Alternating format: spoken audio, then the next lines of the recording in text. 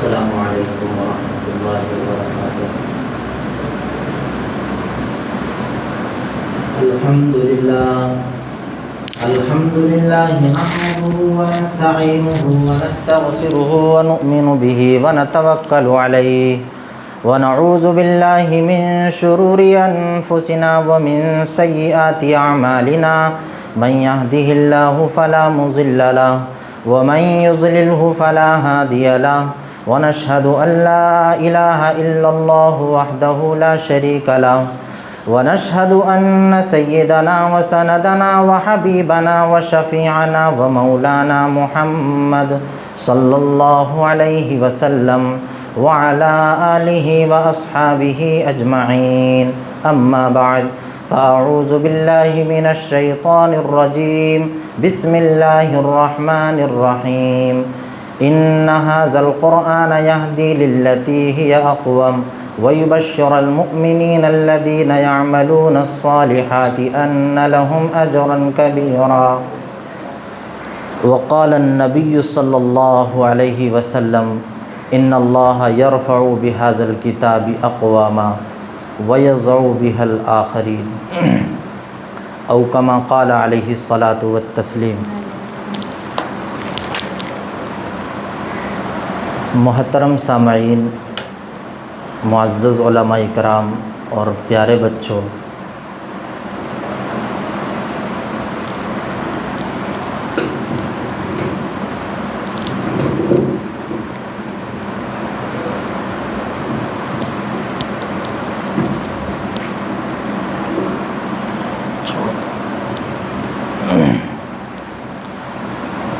درود پاک پڑھ لیجیے۔ اللہم صلی علی محمد وعلی آل محمد کما صلیت علی ابراہیم، اللہم بارک علی محمد وعلی آل۔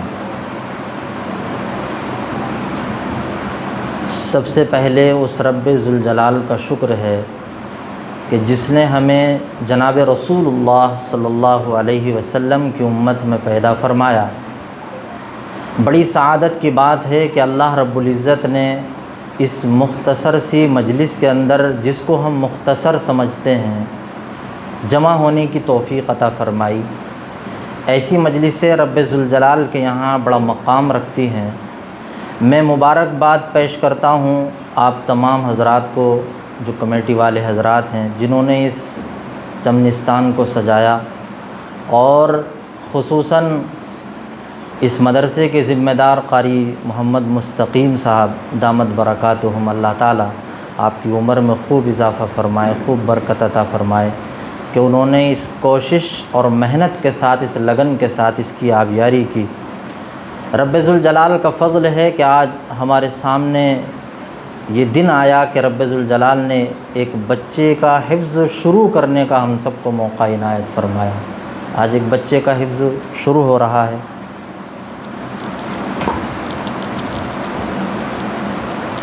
مجھے حکم ہوا کہ قرآن مقدس کے تعلق سے چند باتیں آپ کو عرض کرنی ہے، بس اسی کی کوشش میں آپ حضرات کے سامنے بیٹھا ہوا ہوں۔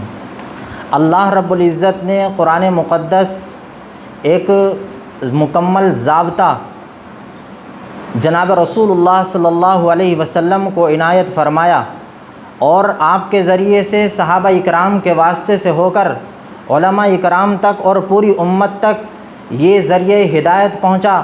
اللہ کے نبی صلی اللہ علیہ وسلم نے فرمایا کہ میں اس دنیا سے رخصت ہو رہا ہوں، لیکن تمہیں ایک بات کی ہدایت کرتا ہوں، وہ بات یہ ہے کہ تم دو باتوں کو مضبوطی سے پکڑے رہنا، تم کبھی بھی گمراہ نہیں ہو سکتے ہو۔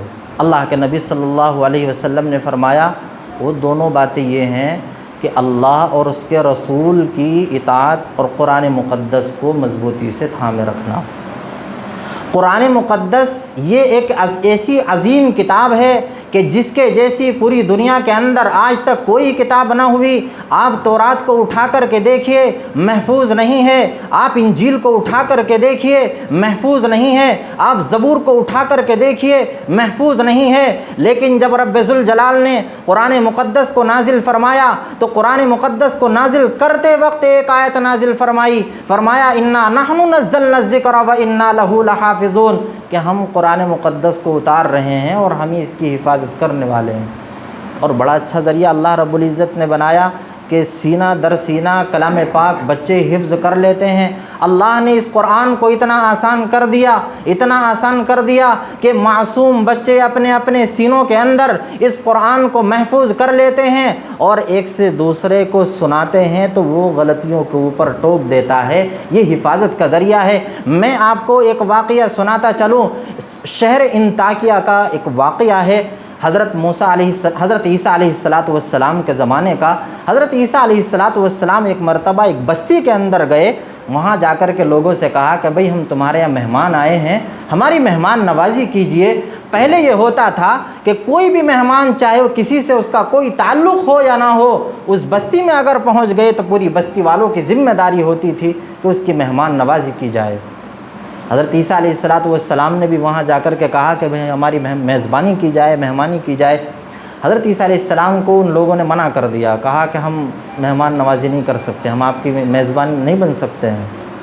اللہ رب العزت نے اس واقعے کو قرآن مقدس کے اندر نازل فرما دیا اور فرمایا فَأَبَوْا أَن يُضَيِّفُوهُمَا، ان لوگوں نے ضیافت کرنے سے انکار کر دیا۔ جب جناب رسول اللہ صلی اللہ علیہ وسلم کا زمانہ گزر چکا، ابو بکر صدیق کا زمانہ گزر چکا، حضرت عمر رضی اللہ تعالیٰ عنہ کی خلافت کا دور آیا، تو حضرت عمر رضی اللہ تعالیٰ عنہ کے پاس کچھ یہودی آئے اور آنے کے بعد کہا کہ حضرت آپ کا دبدبہ پورے عالم کے اندر ہے، لوگ آپ کے نام سے تھراتے ہیں، کپکپاتے ہیں، ڈرتے ہیں، آپ تھوڑا سا ہمارا کام کر دیجئے، ہمارا کام بن جائے گا اور آپ سے کوئی پوچھنے تاچھنے والا بھی نہ ہوگا۔ حضرت عمر رضی اللہ تعالیٰ عنہ نے معلوم کیا، بتلاؤ کیا کام ہے؟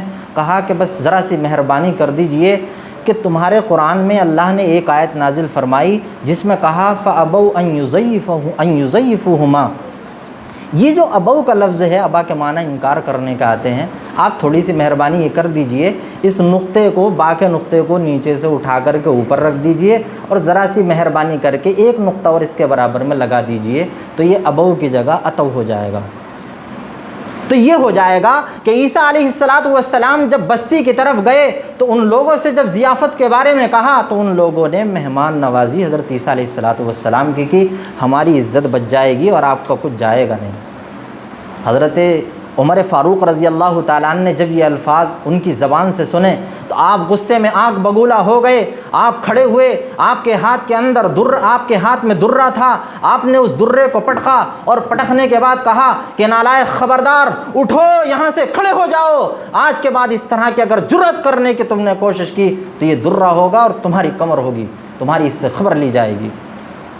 پہلے انکار کرتے ہو، ضیافت سے انکار کر دیا اور اب آ کر کے کہتے ہو مہربانی کر دیجئے، قرآن کے اندر تبدیل کر دیجئے۔ اللہ رب العزت نے اس کی حفاظت کا انتظام کیا ہے۔ اگر کوئی شخص یہ حرکت کرنا چاہے کہ زبر کی جگہ زیر کر دے، زیر کی جگہ زبر کر دے، یا نقطے کو نیچے سے ہٹا کر کے اوپر کرنا چاہے، تو اللہ نے ایسا زبردست انتظام فرمایا کہ دوسرا حافظ قرآن اس کو بتلا دیتا ہے کہ یہاں زبر نہیں، یہاں زیر ہے، یہاں با نہیں، یہاں تا موجود ہے۔ یہ تمام باتیں ایک حافظ دوسرے حافظ کو بتلا دیا کرتا ہے۔ قرآن مقدس اپنے اندر اثر رکھتا ہے۔ ہم یہ سمجھتے ہیں کہ قرآن مقدس کے اندر اثر نہیں ہے، ہم قرآن کی تلاوت کرتے ہیں، ہم یہ سمجھتے ہیں قرآن کے اندر قرآن کوئی اثر نہیں رکھتا ہے، قرآن کی تاثیر ختم ہو چکی ہے۔ یاد رکھو 1450 سال پہلے اللہ کے نبی صلی اللہ علیہ وسلم کے زمانے میں جتنی قرآن مقدس کے اندر تاثیر تھی، 1450 سال کے بعد آج بھی قرآن مقدس کے اندر وہی تاثیر موجود ہے۔ بس صرف فرق اتنا ہے کہ ہمارا ایمان کمزور ہو چکا ہے، ہمارے ایمان کی تقویت ختم ہو چکی ہے، ہمارے ایمان کے اندر اثرات باقی نہیں رہے۔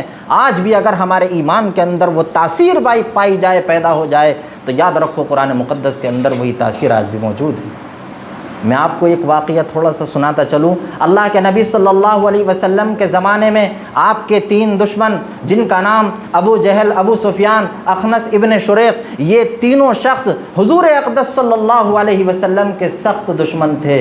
لیکن جب حضور اقدس صلی اللہ علیہ وسلم قرآن کی تلاوت کیا کرتے تھے، آپ کی زبان سے جب قرآن کی تلاوت ہوا کرتی تھی تو غیر لوگ بھی آپ کی زبان سے قرآن مقدس کی تلاوت دل جمعی کے ساتھ سنا کرتے تھے، دلوں کے اوپر اثر ہوا کرتا تھا۔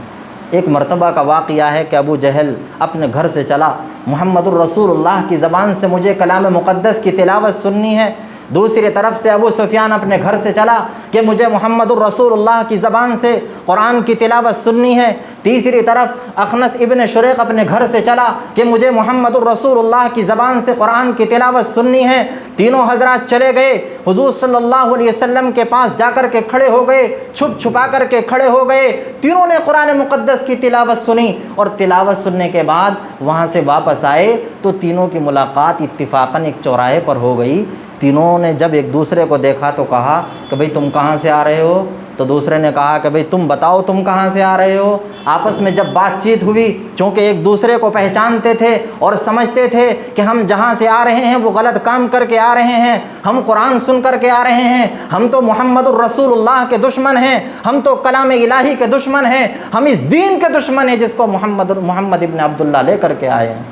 جب تینوں کے درمیان میں بات ہوئی، بات کھل کر کے آئی تو کہا کہ بھئی میرا دل، میں بستر کے اوپر لیٹا ہوا تھا، میرا دل نہ مانا، میرے دل نے کہا کہ چل اٹھ، محمد الرسول اللہ کی زبان سے چل کر کے کلام مقدس کی تلاوت سنتے ہیں۔ میں اٹھ کر کے چل دیا، میں پہنچ گیا۔ دوسرے نے کہا کہ میرے دل کے اندر بھی یہ بات پیدا ہوئی، میں بھی اسی مقصد سے گیا ہوا تھا۔ تیسرے نے بھی یہی بات کہی، میں بھی محمد الرسول اللہ کی زبان سے کلام مقدس سننے کے لیے گیا ہوا تھا۔ تینوں نے ایک دوسرے کو ملامت کی، کہا کہ دیکھو یہ کام ہمارا نہیں ہے۔ اگر قریش کو پتہ لگ گیا، اگر لوگوں کو پتہ لگ گیا کہ یہ تینوں کے تینوں سردار محمد الرسول اللہ کی زبان سے کلام مقدس کی تلاوت سننے کے لیے گئے تھے اور روزانہ سننے کے لیے جاتے ہیں، تو کہیں ایسا نہ ہو کہ تمام لوگ محمد الرسول اللہ کے نہ ہو جائیں، آپ کے اوپر کہیں ایمان نہ لے آئے۔ تینوں نے معاہدہ کیا اور کہا کہ دیکھو آج تو یہ حرکت ہو چکی ہے کہ آج تم کلام مقدس کی تلاوت سن کر کے آ رہے ہو، لیکن کل کو ایسا نہیں ہونا چاہیے۔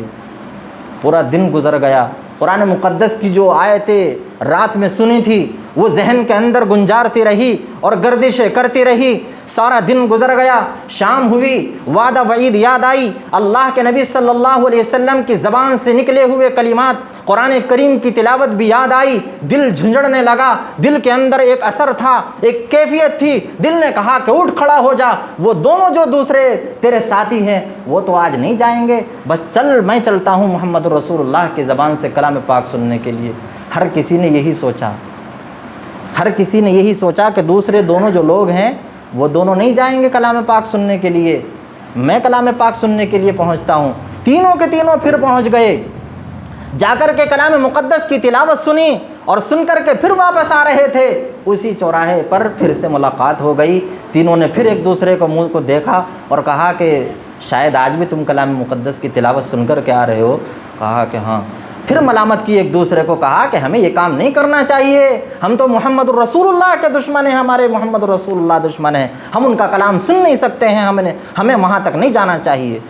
وعدہ وعید ہو گئی، کہا کہ اب نہیں جانا ہے، پکا وعدہ کرو کہ ٹھیک ہے اب نہیں جائیں گے۔ کل کا روز پھر آیا، سارا دن گزر گیا، شام ہوئی، پتہ لگا کہ محمد الرسول اللہ کی تلاوت کرنے کا وقت آ چکا ہے۔ تینوں کے تینوں اپنے بستر سے یہی سوچ کر کے اٹھے کہ میرے دونوں ساتھی آج تو ضرور نہیں جائیں گے، میں اکیلا ہی قرآن کی تلاوت سن کر کے واپس آ جاؤں گا۔ تینوں پہنچ گئے اور پہنچنے کے بعد تینوں نے پھر قرآن کی تلاوت سنی اور جب واپس آئے تو پھر اسی چوراہے کے اوپر ملاقات ہو گئی۔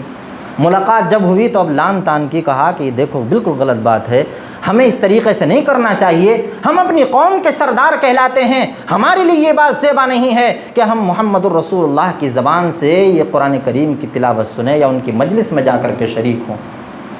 تینوں نے وعدہ کیا اب کسی کو نہیں آنا۔ ابو سفیان ابو جہل کے گھر گیا اگلے روز اور جانے کے بعد کہا کہ ابو الحکم مجھے یہ بتلاؤ، کیا تم نے محمد الرسول اللہ کی زبان سے جو کلام سنا ہے اس کی بات کیا ہے؟ کہا کہ میں نے قرآن تو بہت سنا، کتابیں تو بہت سنی، عربی میں نے بہت سنی، میں خود بھی جانتا ہوں، بڑے بڑے فصحاء بلاغا لوگ تھے یہ، لیکن میں نے کہیں کہیں ایسا ہوتا کہ میری سمجھ میں کچھ نہیں آتا کہ آخر یہ کیا چیز ہے. یہ کلام واقعی ایسا کلام ہے جب محمد الرسول اللہ اپنی زبان سے کلمات ادا کرتے ہیں، تلاوت کرتے ہیں، تو دل یہ چاہتا ہے کہ بس یہاں بیٹھ کر کے اس کلام کو سنتا رہے، یہاں سے ہٹنے کی کوئی ضرورت نہیں. یہ قرآن مقدس کی تاثیر ان کافروں کے دلوں کے اوپر ہوتی تھی، یہ اثر ہوتا تھا. غیروں نے بھی اس کا لوہا مانا ہے. یہ قرآن مقدس ایسی کتاب ہے. اللہ رب العزت نے اس کلام مقدس کو ہم سب کو عنایت کیا ہے. یہ بڑی یہ اس کا کرم ہے، یہ اس کا احسان ہے کہ اس نے یہ کتاب ہمیں عنایت فرمائی. اور معصوم بچے ہماری بستیوں کے اندر نہ جانے کہاں کہاں سے آ کر کے رات کو جب ہم سوئے ہوئے ہوتے ہیں، یہ بچے اٹھ کر کے کلام پاک کی تلاوت کرتے ہیں. آنے والے تمام حوادثات ان بچوں کی تلاوت سن کر کے ہماری بستی سے ٹل جایا کرتے ہیں. ہمیں نہیں معلوم ہوتا کیا آفت آنے والی ہے، کیا پریشانی آنے والی ہوتی ہے، ہمیں کوئی خبر نہیں ہوتی ہے. یہ فجر سے پہلے اٹھ کر کے کلام پاک کی تلاوت کرتے ہیں. اساتذہ انہیں اٹھاتے ہیں، اٹھو اور اٹھ کر کے اللہ کو یاد کرو. جس رب کا کلام تمہیں اللہ رب العزت نے عطا کیا ہے، اس کلام کی تلاوت کرو. کہیں ایسا نہ ہو کہ کوئی آفت آ جائے. وہ آفتیں ان بچوں کے ذریعے سے اللہ رب العزت ہماری بستیوں سے ٹال دیتا ہے. ہمیں غور کرنا چاہیے قرآن مقدس کے بارے میں. پھر ابو سفیان اخنس ابن شریک کے پاس گیا، جا کر کے کہا ابو حنظلہ تم بھی بتاؤ کیا تم نے قرآن مقدس کو کیسا پایا؟ کہا کہ قرآن مقدس جب محمد الرسول اللہ پڑھتے ہیں تو دل نہیں چاہتا کہ وہاں سے اٹھ کر کے چلا جاؤں. یہ قرآن کا اثر ہے. غیر لوگ اس کا اعتراف کرتے ہیں کہ قرآن اپنے اندر اثر رکھتا ہے، لیکن افسوس کی بات یہ ہے کہ آج ہم مسلمانوں کی زبان کے اوپر یہ الفاظ آ گئے ہیں کہ قرآن مقدس کے اندر اب وہ اثر باقی نہ رہا. یہ افسوس کی بات ہے. قرآن کے اندر اثر جو 1400 سال پہلے تھا وہ آج بھی باقی ہے. بس ہم نے اگر قرآن مقدس کو سمجھا ہے تو اللہ کی کتاب نہیں سمجھا. ہم نے اگر سمجھا ہے تو مرنے کی ٹیبلیٹ سمجھا ہے. ہم یہ سمجھتے ہیں کہ اگر کوئی مر رہا ہے، اس کی جان نہیں نکل رہی ہے، تو بلاؤ حافظ صاحب کو، امام صاحب کو، سورہ یاسین پڑھ دیں گے، اس کی جان حلق سے نکل جائے گی، آسانی سے نکل جائے گی. اس کام کے لیے ہم نے سمجھا ہے. پریشانی آ گئی، کاروبار ختم ہو گیا، بچوں کو بلاؤ قرآن کی تلاوت کراؤ اور ہمارے کاروبار کی تمام پریشانیاں حل ہو جائیں گی. یاد رکھو قرآن مقدس دوسروں کے پڑھنے سے اتنا اثر نہیں ہوتا ہے جتنا خود کے پڑھنے سے اثر ہوتا ہے. خود قرآن کریم کی تلاوت کرو. یاد رکھو تمہارے گھروں کی تمام پریشانیاں دور ہو جائیں گی، تمہارے رزق کی تنگیاں دور ہو جائیں گی، تمہارے اوپر آنے والی آفتیں دور ہو جائیں گی. تم خود قرآن مقدس کی گھروں کے اندر تلاوت کر کے تو دیکھو. قرآن مقدس اپنے اندر مکمل اثر رکھتا ہے. اور ایسا نہیں کہ اگر قرآن مقدس آپ نے پڑھا تو آپ کی نسلوں کو فائدہ نہیں ہوگا. آپ کو بھی فائدہ ہوگا، آپ کی نسلوں کو بھی فائدہ ہوگا. منشی نول کشور جو لکھنؤ پریس والے تھے، آپ نے سنا ہوگا، جو ہمارے بزرگ حضرات ہیں، پوری دنیا کے اندر سب سے پہلی جو پریس تھی ہمارے ملک ہندوستان کے اندر لکھنؤ میں تھی، منشی نول کشور کی. منشی نول کشور غیر مسلم شخص تھے. وہ قرآن مقدس جس دن چھپائی کیا کرتے تھے، ورکروں سے کہا کرتے تھے کہ اب جو ہے تم سب غسل کر لو، نہا لو. اور نہا دھو کر کے فرش کو بھی دھویا جاتا تھا، مشینوں کو بھی صاف کیا جاتا تھا، اور صاف کر کے ایک دن متعین تھا کہ اس دن صرف کلام مقدس کی چھپائی ہونی ہے. اور اتنی بڑی پریس تھی کہ جو خانہ کعبہ ہے وہاں بھی منشی نول کشور کے یہاں کے چھپے ہوئے نسخے حرم شریف کے اندر بھی رکھے ہوئے ملا کرتے تھے. اس سے پہلے جو لکھے جاتے تھے کلام پاک وہ ہاتھوں سے لکھائی ہوتی تھی، پریس سے لکھائی نہیں ہوتی تھی. منشی نول کشور سے لوگوں نے کہا، غیر مسلموں نے کہا کہ بھئی آپ کو اللہ نے یہ کاروبار دیا ہے، آپ کو یہ کاروبار ملا ہے، تو آپ اپنی پریس پر مسلمانوں کا قرآن کیوں چھاپتے ہو، کیوں اس کی چھپائی کرتے ہو؟ تو منشی نول کشور نے ایک جواب دیا، یوں کہا کہ بس میرا دل کرتا ہے کہ قرآن کو چھاپے جا، بس اس کے آگے پیچھے مجھے کوئی مقصد نہیں ہے. بس میرا دل کہتا ہے کہ تو قرآن کی چھپائی سے رکنا نہیں ہے تجھے. بس میرے دل کے اندر یہ بات آتی ہے اور میں قرآن کی چھپائی کرتے چلا جاتا ہوں. اللہ رب العزت نے اس کا اثر یہ ڈالا کہ ان کا ایک لڑکا برطانیہ چلا گیا. برطانیہ جا کر کے 50 سال کے بعد برطانیہ پہنچ کر کے اللہ نے اسے ایمان کی دولت سے سرفراز فرمایا. یہ اللہ رب العزت نے قرآن کا اثر رکھا ہے. قرآن کو پڑھو تو بھی اللہ تمہاری اولادوں کو بھی فائدہ پہنچائے گا. قرآن کو دیکھو، قرآن والوں سے محبت کرو. اللہ رب العزت تمہیں بھی فائدہ پہنچائے گا، تمہاری نسلوں کو بھی فائدہ پہنچائے گا۔ آج ہم نے قرآن کو بالکل طاقوں کے اندر رکھ دیا ہے، ہم اس کو اٹھانے کے لیے تیار نہیں ہے۔ قرآن مقدس کی ہمیں دل سے توجہ کے ساتھ اللہ کی رضا کے لیے ہمیں قرآن کی تلاوت کرنی چاہیے کہ رب ذوالجلال کا کلام ہے۔ جب جنت کے اندر جنتی پہنچ جائیں گے، اللہ رب العزت تمام اشیاؤں سے، تمام نعمتوں سے جنتیوں کو سرفراز فرما دے گا۔ پھر اس کے بعد اللہ فرمائے گا، کیونکہ ایک آیت کے اندر اللہ نے فرمایا لَهُمْ مَا يَشَاءُونَ فِيهَا وَلَدَيْنَا مَزِيدٌ، کہ ہمارے پاس جنتیوں کے پاس کچھ اور بھی ہے۔ اللہ رب العزت قرآن مقدس کی تلاوت جنتیوں کے سامنے فرمائے گا۔ قرآن مقدس کی جب تلاوت اللہ رب العزت اپنی زبان سے کرے گا تو تمام لوگ بالکل ایسے بیٹھ جائیں گے کہ ان کے اوپر اگر پرندے بھی آ کر کے بیٹھ جائیں تو پرندوں کو لگے کہ ہاں یہ کوئی جمی ہوئی چیز بیٹھی ہوئی ہے۔ یہ قرآن مقدس کو سنتے رہیں گے، اور سننے کے بعد جب اللہ رب العزت کلام مقدس کی تلاوت کو روک دیں گے، فرمائیں گے کہ اب اٹھ جاؤ، کچھ تو بیدار ہو، حرکت تو کرو، تو یہ لوگ حرکت کریں گے۔ اللہ رب العزت معلوم کرے گا تمہیں معلوم ہے کہ تم نے کلام مقدس کی تلاوت کتنے وقت سنی؟ کہا کہ ہمیں معلوم نہیں کہ ہم نے کتنے وقت، بس تھوڑا سا وقت لگا ہے جس میں ہم نے کلام مقدس کی تلاوت سنی۔ اللہ رب العزت فرمائے گا تمہیں تلاوت سنتے سنتے 25 سال کا عرصہ ہو چکا ہے۔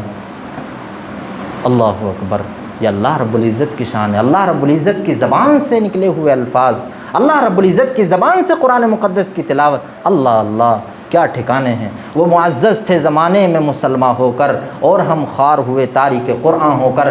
صحابہ اکرام نے قرآن مقدس کو تھام کر کے رکھا، اللہ نے انہیں عزتوں سے نوازا۔ اگر کسی دشمن کی طرف وہ لشکر کو لے کر کے نکل گئے تو دشمنوں نے میدان کو چھوڑ کر کے بھاگ گئے۔ کہا کہ یہ ایسی قوم ہے جو موت کو ایسی عزیز رکھتی ہے کہ جیسا ہم لوگ شراب کو بھی عزیز نہیں رکھتے ہیں۔ وہ میدان کو چھوڑ کر کے بھاگ جایا کرتے تھے، لیکن ہم ہیں کہ ہم نے قرآن مقدس کو سرے سے چھوڑ دیا، اس لیے تباہی اور بربادی ہمارے مقدر میں آ چکی ہے۔ اللہ رب العزت سے دعا ہے رب کریم ہم سب کو اس کی قدر کرنے کی توفیق عطا فرمائے اور کلام مقدس کی تلاوت کرنے کی توفیق عطا فرمائے۔ میں آپ حضرات سے ایک بات خصوصاً یہ کہنا چاہتا ہوں، آپ حضرات اپنے بچوں کو حافظ قرآن ضرور بنائیں۔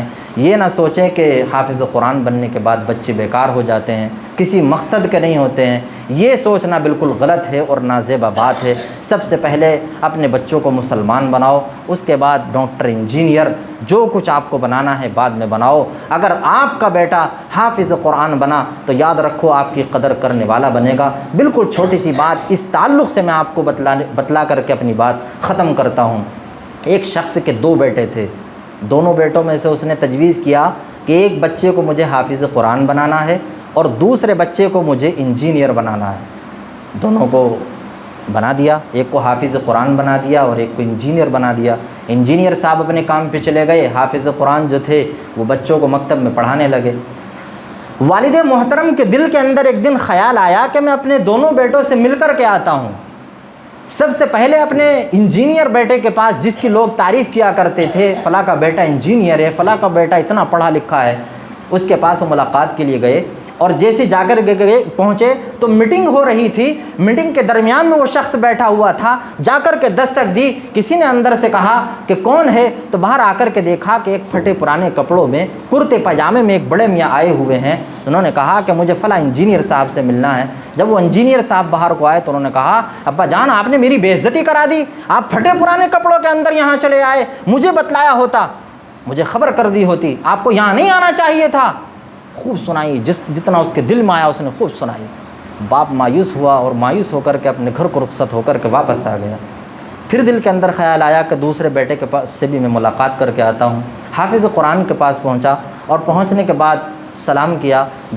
لڑکے نے دیکھا کہ میرے والد محترم آ چکے ہیں، اپنی مسند سے، اپنی گدی سے اٹھے اور اٹھ کر کے اپنے والد محترم کو سینے سے لگایا، معانقہ کیا، گلے سے لگایا اور لگا کر کے اپنی جگہ جہاں پر خود بیٹھے تھے وہاں پر بٹھایا اور بٹھا کر کے عزت و احترام کے ساتھ نوازا۔ باپ کی آنکھوں سے آنسو جاری ہو گئے۔ کہا کہ میں جس کو سمجھتا تھا وہ غلط نکلا، میں سمجھتا تھا میرا کامیاب بچہ جو ہے وہ انجینئر ہے، وہ مجھے فائدہ پہنچاتا ہے، وہ میری عزت و احترام کرتا ہے، لیکن میں اس معاملے میں بالکل غلط نکلا۔ میرا بچہ اگر کوئی کامیاب ہے تو یہ بچہ میرا کامیاب ہے جو میری عزت کو جانتا اور پہچانتا ہے۔ یاد رکھو اگر تم نے اپنے بچوں کو حافظ قرآن بنایا، عالم بنایا، تو یہ لوگ تمہاری قدر کریں گے، بچے تمہاری قدر کریں گے، اور اگر دین کی تعلیم سے تم نے محروم رکھا تقدر قدر کرنے کی بات کو اپنے ذہن سے نکال دینا۔ اللہ رب العزت سے دعا ہے رب کریم جو باتیں کہی گئی ہیں ان تمام باتوں کے اوپر ہم سب کو صحیح عمل کی توفیق عطا فرمائے۔ وآخر دعوانا الحمدللہ رب العالمین۔